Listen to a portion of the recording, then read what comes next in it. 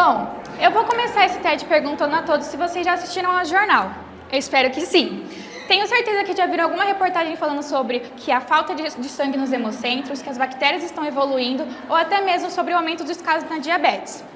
Isso tudo, eu queria saber o seguinte: vocês já se perguntaram qual é a origem da transfusão de sangue, insulina e penicilina? Quando foram criadas? Para que serve? Bom, é sobre isso que eu irei falar hoje. Olá, meu nome é Sara e a transfusão de sangue, insulina e penicilina foram fundamentais para a descoberta de novas curas para doenças na atualidade. Mas agora, o que é? Qual é a origem da transfusão de sangue? Alguém já se perguntou por que uma pessoa criou isso? Para quê? Bom, a transfusão de sangue foi criada por Richard Lohr em século XVII, quando ele fez um experimento entre animais, que foi muito bem sucedido. Em 1667, Jean-Baptiste Denis realizou a transfusão de um carneiro para um ser humano, mas obteve complicações porque não se tinha conhecimento ainda sobre os tipos sanguíneos. Isso só veio acontecer em 1901, quando Carl Landstein descobriu os grupos A, B, AB e O, que permitiam identificar as compatibilidades e tornou o processo mais seguro.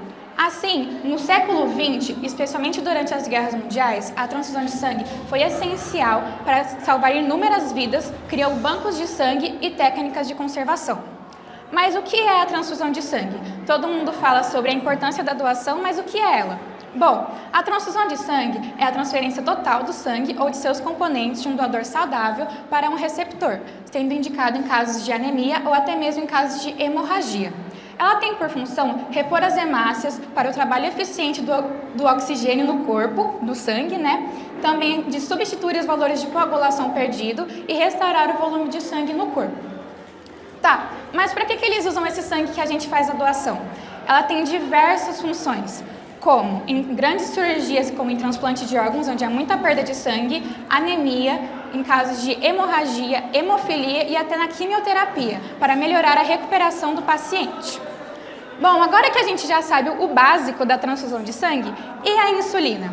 Todo mundo sabe, pelo menos deveriam saber, que a insulina é para um tratamento da diabetes. Mas qual é a origem dela? Por que ela foi criada? Bom, a insulina foi criada em um momento em que a diabetes era quase sempre fatal. Em 1921, Frederick Beatty e Charles Best, com a supervisão de Macleod e colaboração de James Collett, conseguiram isolar a insulina a partir do pâncreas de cães. Assim, a insulina começou a ser produzida a partir do pâncreas de animais e posteriormente com a biotecnologia, criando assim a insulina sintética humana. Mas o que é a insulina? A insulina é um hormônio produzido naturalmente pelo pâncreas, principalmente depois das refeições. Ela funciona da seguinte maneira: ela ajuda a transportar a glicose do sangue para dentro das células, funcionando assim como fonte de energia. Mas em alguns organismos, a insulina é muito pouca ou não existe nenhuma dela lá dentro. Então, a glicose se acumula no sangue, assim ela não consegue entrar para dentro das células, formando a diabetes. Ela pode ser tratada com diversos tipos de insulina, que possuem o mesmo princípio da insulina humana, natural, só que elas variam de acordo com o tempo de ação, mas elas com certeza vão controlar a glicemia ao longo do dia. E para que serve a insulina, além de tratar a diabetes? Ela serve para diminuir o açúcar no sangue, armazenar a glicose, que é açúcar, no tecido adiposo, músculos e no fígado, e também serve para ajudar no metabolismo de carboidratos, gorduras e proteínas. Tá bom. E a penicilina? Bom, muitas pessoas não conhecem a penicilina, mas com certeza vocês já ouviram falar sobre uma subdivisão dela, que é a amoxicilina. Então, qual é a origem da penicilina? Bom, a penicilina foi criada em 1928 por Alexander Fleming, quando ele percebeu que um fungo da família Penicillium impediu o crescimento das bactérias. Ele não conseguiu purificá-la para uso clínico, mas isso aconteceu em 1940 em Oxford. Durante a Segunda Guerra Mundial, ela foi muito utilizada para salvar diversas vidas, assim ela revolucionou a era dos antibióticos e a medicina moderna. Mas o que é a penicilina? A penicilina atua na parede celular, impedindo o crescimento da parede celular das bactérias, assim levando-as à morte. Ela é muito indicada em casos de bactérias gram-positivas, em que elas têm a parede celular mais espessa e vulnerável. Portanto, ela serve para tratar infecções, e é para isso que ela serve. Tratar infecções respiratórias, como sinusite, rinite, tratar infecções de pele, como celulite, tratar infecção urinária e até mesmo tratar sífilis. Então, tudo que termina com it, ela trata. Mas todo mundo sabe que quando a gente fala sobre saúde pública, nós estamos vulneráveis às notícias falsas da internet e redes sociais. De acordo com a Organização Mundial da Saúde, a desinformação é uma das principais ameaças à saúde pública. Então é necessário identificarmos o que é uma notícia falsa e o que é uma notícia verdadeira. E é claro que não poderíamos deixar de fora sobre notícias falsas os três tópicos que estamos abordando. Por exemplo, na transfusão de sangue, muitas pessoas falam que doar sangue dói. Mas não é verdade. Enquanto a bolsa de sangue está enchendo, não causa dor nem machuca o braço. É fato que o calibre da agulha da doação de sangue é um pouco maior do que o do hemograma, mas isso serve para melhorar o fluxo sanguíneo. Outro caso também falam que quem doa sangue fica fraco. Mas não é verdade. Uma pessoa adulta tem cerca de 5 litros de sangue no corpo e são retirados apenas 450 ml durante a doação, que podem ser recuperados em até 24 horas. Então, os especialistas dizem que você não precisa ficar deitado na cama ou apresentar um atestado de 3 dias no trabalho. Você só não precisa fazer um esforço excessivo.